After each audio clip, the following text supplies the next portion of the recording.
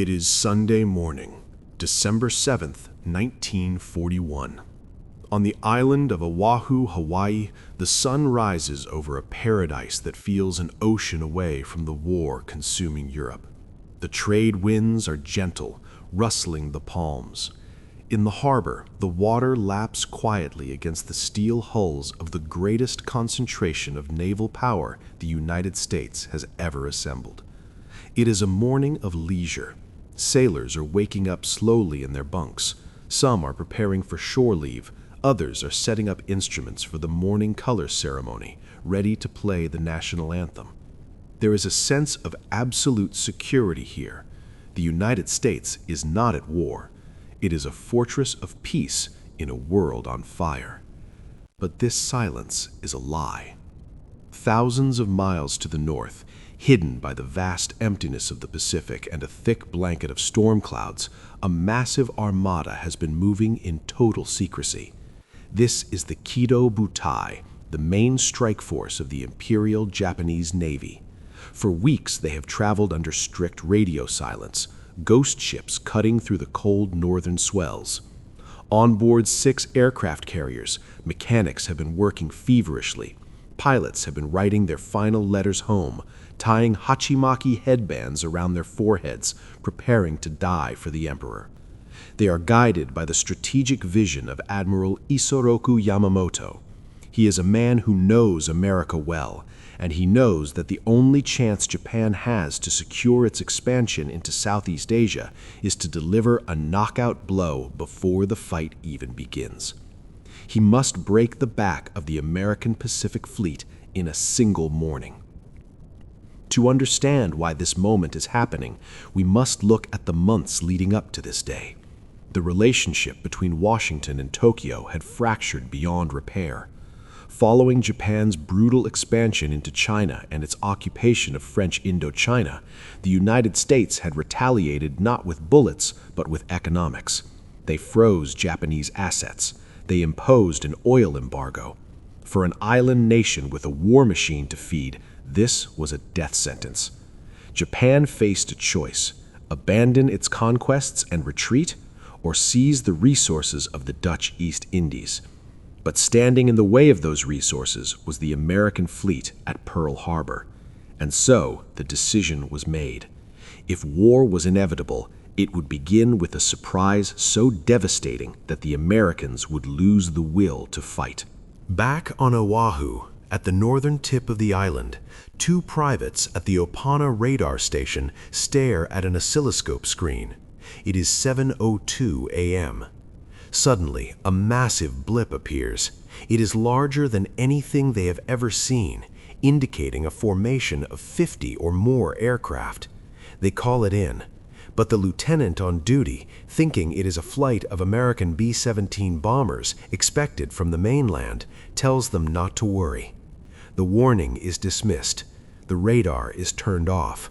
The gate to hell is left unlocked. At 7:48 a.m., the calm of the Sunday morning is shattered. It begins not with a roar, but with a low hum that quickly grows into a deafening drone. Out of the clouds, the white wings of Japanese Zeros, Kates, and Vals descend like a swarm of angry hornets. The emblem of the rising sun is painted red on their fuselages. They swoop low over the harbor, so low that the Americans on the ground can see the faces of the pilots. On the decks of the ships lined up along Battleship Row, confusion reigns. A band playing the Star-Spangled Banner on the stern of the USS Nevada falters as the first machine gun bullets tear up the deck. A color guard scrambles for cover. Over the loudspeakers, a voice screams a message that many refuse to believe. Air raid, Pearl Harbor, this is not a drill. The first wave strikes with surgical precision. Their targets are the battleships, the pride of the American Navy. Torpedo planes glide just feet above the water, dropping their payloads. The specially modified wooden fins on the torpedoes allow them to run shallow in the harbor's waters. They slam into the sides of the steel giants. The USS Oklahoma takes hit after hit. The massive ship groans, its metal skin tearing open. Within minutes, the great beast begins to roll over, trapping hundreds of men inside her dark, inverted hull. They are banging on the bulkheads, screaming for help that for many will never come. But the greatest tragedy of the morning is reserved for the USS Arizona. A high-altitude bomber drops a 1,760-pound armor-piercing bomb. It falls with a terrifying whistle, crashing through the decks of the Arizona and burying itself deep within the ship's forward ammunition magazine. A fraction of a second later, the world turns white. The explosion is cataclysmic. It lifts the 30,000-ton battleship out of the water. A fireball shoots 500 feet into the air, incinerating everything in its radius. In an instant, more than 1,100 sailors and Marines, almost half of the total casualties of the entire attack, are vaporized or drowned. The ship settles into the mud, burning furiously, a tomb for over 1,000 souls. The harbor is now a cauldron of death. Thick black smoke blots out the tropical sun, turning day into night. The water is covered in a slick of burning oil. Men are swimming through the flames, desperate to reach the shore. The air is filled with the screams of the wounded, the roar of engines, and the thunder of anti-aircraft guns finally opening fire. Then there is a lull. The first wave departs. But just as the Americans begin to tend to the wounded, the second wave arrives. It is now 8:54 a.m. More bombers, more fighters. They dive on the dry docks. They strafe the airfields, destroying American planes wing to wing before they can even get off the ground. The USS Nevada, the only battleship to get underway, makes a desperate run for the harbor mouth. But she draws the attention of Japanese dive bombers who try to sink her in the channel to block the exit. Her captain, realizing the trap, beaches the ship on the coral sands. For 2 hours, the destruction is relentless. The Japanese pilots, disciplined and ruthless, rain fire down upon the confused defenders. But the Americans are fighting back. Cooks, mechanics, and clerks grab machine guns and rifles, firing at the swirling planes. It is a chaotic, desperate resistance, but it is too little, too late. By 10 a.m., the Japanese planes turn back towards their carriers. They leave behind a scene of utter devastation. 8 battleships are damaged or sunk.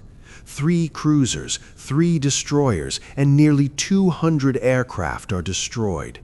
The human cost is staggering. 2,403 Americans lie dead. 1,178 are wounded. The backbone of the Pacific Fleet lies broken, smoking in the ruin of the harbor. The Japanese fleet turns for home, celebrating a tactical victory of unprecedented scale. They have achieved exactly what Admiral Yamamoto planned. They have paralyzed the American Navy. They have secured the flank for their invasion of Southeast Asia. In Tokyo, the mood is one of jubilation. They believe they have struck a blow from which the United States will never recover. But in their precision, they made fatal mistakes. In the chaos of the attack, they ignored the massive oil storage depots. They ignored the dry docks and repair facilities. And most importantly, by a stroke of sheer luck, the American aircraft carriers, the true weapons of the future naval war, were not in the harbor that morning.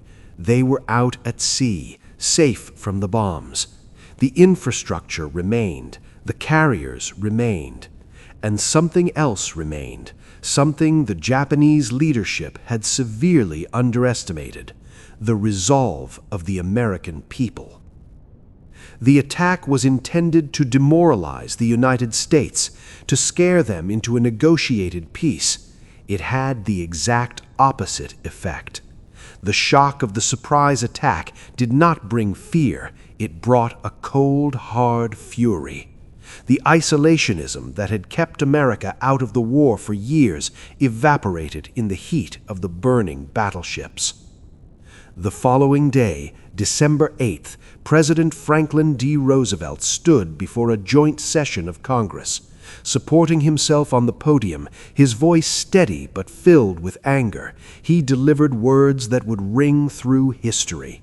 He called December 7th, 1941, a date which will live in infamy. He did not ask for negotiations, he asked for a declaration of war. The applause that followed was not the applause of politicians. It was the sound of a unified nation.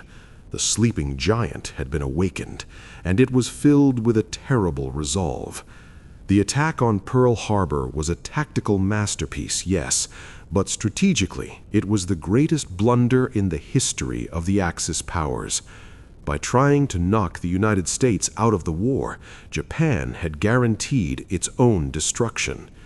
The factories in Detroit, the shipyards in California, the steel mills in Pennsylvania, they would all now turn their attention to a single goal: total victory. As the smoke cleared over Oahu, the reality set in. The wreckage of the Arizona still burned, the oil leaking from her hull crying black tears into the harbor, tears that flow to this day. The world had changed forever. The European war was no longer just a European war. It was now a world war. The path that began with the silence of a Sunday morning would now lead through the bloody islands of the Pacific, through the jungles of Asia, and eventually to the atomic fire of 1945. But on that day, amid the ruin and the dead, one thing was certain: the world would never be the same again.